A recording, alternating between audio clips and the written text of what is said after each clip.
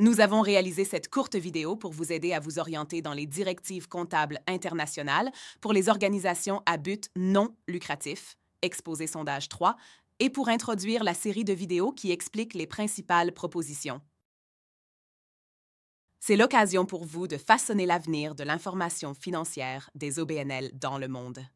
Les contributions de tous ceux qui préparent, contrôlent, utilisent ou s'intéressent aux rapports financiers des OBNL sont les bienvenues. L'exposé sondage 3 est la dernière partie de l'INPAG à être publiée. Un exposé sondage, ou ES, est un projet de texte partagé pour recueillir les commentaires du public. Vos commentaires influenceront les directives finales, qui devraient être publiées au milieu de l'année 2025. L'ES1 a été publié en novembre 2022. Il couvre des sujets qui encadrent le contenu de l'INPAG, comme la description de ce qu'est une organisation à but non lucratif. L'ES2 a été publié en septembre 2023 et traite des questions comptables, comme le moment où il faut comptabiliser les produits des subventions. L'ES3 aborde certains des principaux défis de la présentation spécifique aux OBNL. L'ES3 comporte 4 thèmes clés, traitant de questions importantes spécifiques aux OBNL. Tout d'abord, une nouvelle section est consacrée à la comptabilité par fonds. Lorsqu'une OBNL possède plusieurs fonds, il peut suivre l'objet et l'utilisation de ces ressources.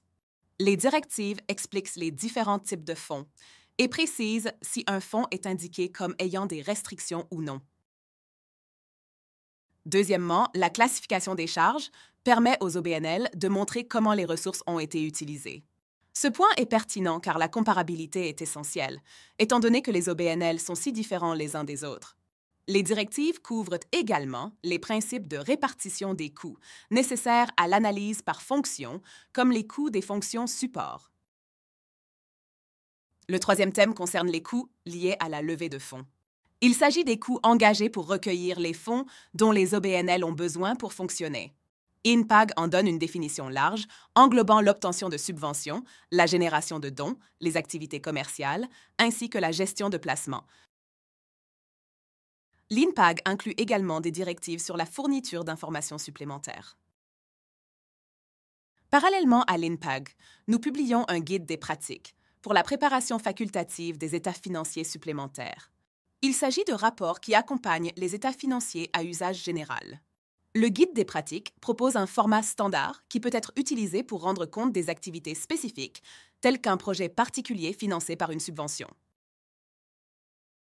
Chaque fois qu'une OBNL présente un ou plusieurs états financiers supplémentaires, il est nécessaire de fournir des informations supplémentaires dans les états financiers à usage général eux-mêmes.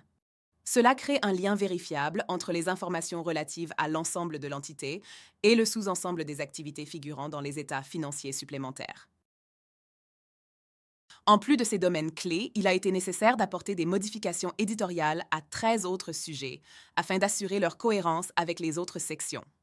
Ces sujets incluent l'évaluation de la juste valeur, des participations dans des entreprises associées, des arrangements conjoints, des immeubles de placement, des immobilisations corporelles, des actifs incorporels autres que le goodwill, des regroupements d'entreprises, des contrats de location, des passifs et droits sur les capitaux propres, à dépréciation d'actifs, des informations à fournir aux parties liées et des activités spécialisées.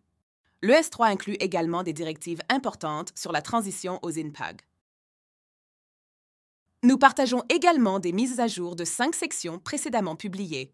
Ces modifications ont été apportées pour tenir compte des commentaires reçus sur l'ES1 ou pour refléter les décisions prises au cours de l'élaboration de l'ES3.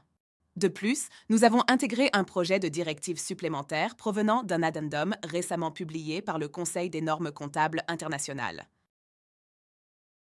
En résumé, cela signifie que 16 sections de l'INPAG sont présentées pour la première fois, s'ajoutant aux 23 sections déjà publiées dans des exposés sondages antérieurs.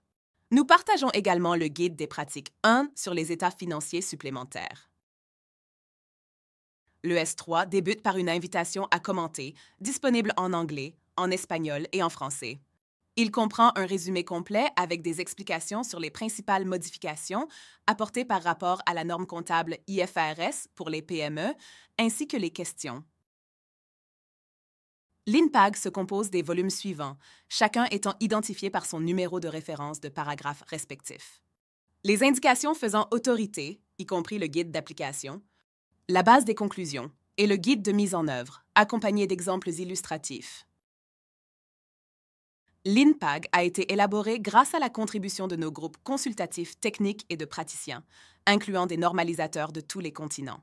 Cela est essentiel pour développer des directives applicables au niveau international, en l'absence de normes comptables répondant aux besoins spécifiques des OBNL. Un certain nombre de donateurs institutionnels, y compris l'USAID et la Banque mondiale, font partie du groupe de référence des donateurs. C'est important car les donateurs comblent souvent les lacunes des normes internationales, chacun à leur manière. La situation actuelle n'est pas propice à la création d'un accès durable et équitable aux ressources. L'INPAG va transformer le secteur. Il permettra aux OBNL dans davantage de pays de démontrer leur capacité et d'attirer des fonds provenant de diverses sources, tout en améliorant la fourniture d'informations utiles à un large éventail de parties prenantes. Il améliorera la qualité et la cohérence des rapports financiers, réduira la duplication inefficace des efforts et simplifiera l'assurance des audits. En fin de compte, cela renforcera la redevabilité et la confiance entre les OBNL et l'ensemble de leurs parties prenantes. C'est pourquoi vos commentaires sont vraiment importants. Vous êtes invités à partager vos points de vue sur n'importe quel aspect de l'ES3, mais nous avons défini des questions spécifiques pour recueillir vos commentaires. Elles sont appelées Questions spécifiques pour commentaires, SMC. Il y a 38 questions, réparties sous 11 rubriques. Vous n'avez pas besoin de répondre à tout. Vous pouvez vous concentrer sur ce qui est le plus pertinent pour vous. Une série de vidéos explicatives a été développée pour présenter les principales propositions contenues dans l'ES3. Ces vidéos sont disponibles en anglais, en espagnol et en français. Nous vous encourageons à les visionner et à participer aux événements de sensibilisation disponibles avant de nous faire part de vos commentaires. Le point de vue des personnes travaillant dans le secteur est essentiel pour s'assurer que les directives soient pertinentes, conviviales, crédibles et adaptées à leurs objectifs, afin qu'elles puissent être largement adoptées. Pour répondre, visitez le site du projet. Téléchargez un modèle de document de réponse et téléversez votre réponse ou lettre de commentaire dûment remplie. Les réponses doivent être rédigées en anglais. La date limite est le 16 septembre 2024. Nous sommes impatients de connaître votre point de vue.